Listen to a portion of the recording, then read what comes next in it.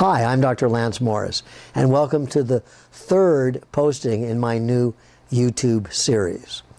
After sharing my 5 principles with my parents and getting their approval, I then explained to them that the first thing I intended to do was seek information and insight from organized religion.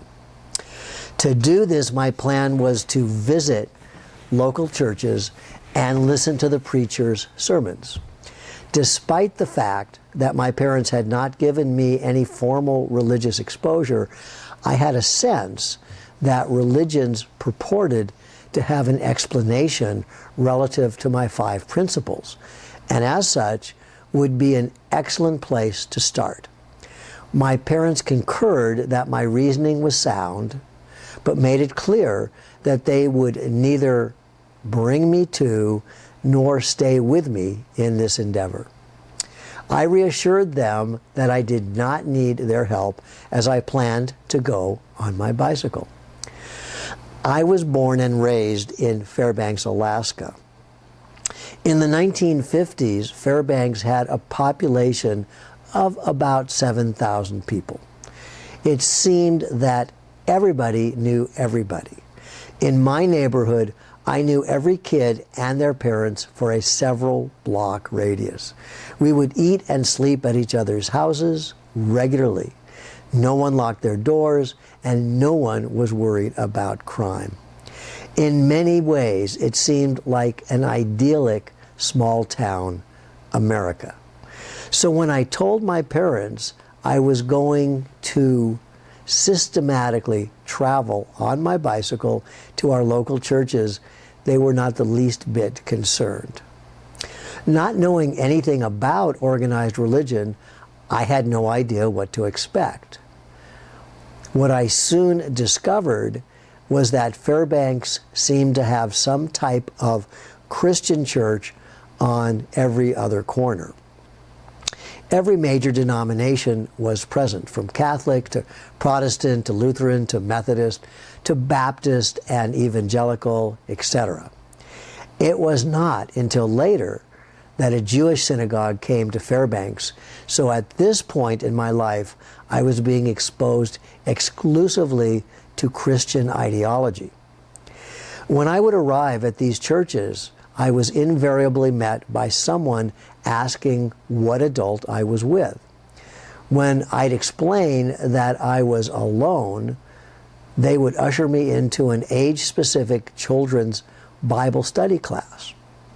At 5, I discovered that those classes were usually filled with children coloring, cutting, and gluing various Bible scenes like Jesus in the manger or singing hymns. Although this was fun, I realized that I was not accomplishing my intended objective and would leave the class to go to the main part of the chapel where the sermon was in progress. I was always confronted by an adult that wanted me to return to the children's class.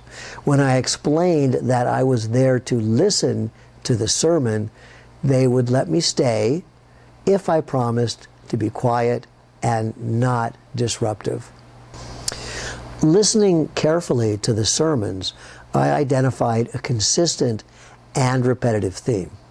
The essence of the message was that we as humans were born with original sin and continue to sin through transgression from God, our Creator's 10 fundamental commandments. There was often reference to the 7 deadly sins as well. Both of these were more intellectual abstractions and less meaningful for me as a child. What I found more personally meaningful was the concept of the Trinity. God is one, but made up of 3 parts that remain one: God, Christ, and the Holy Spirit. This was my introduction into the concept of paradox. For clarity, a paradox is when 2 or more seemingly irreconcilable pieces of information or perception are actually reconciled. And excellent and simple example is that water is a solid, a liquid, and a gas. It seems that these statements are contradictory, but we know they are all true. Interestingly, it seems that reality is filled with paradox, a topic we will revisit often. The other theme that attracted me was a statement purported to Jesus in which he said, in essence, "All that I do, you shall do and more." I found this very empowering, and now I had the beginning of a framework for my 5 principles. Thank you for joining me today, and look for number 4 next week. Thank you again.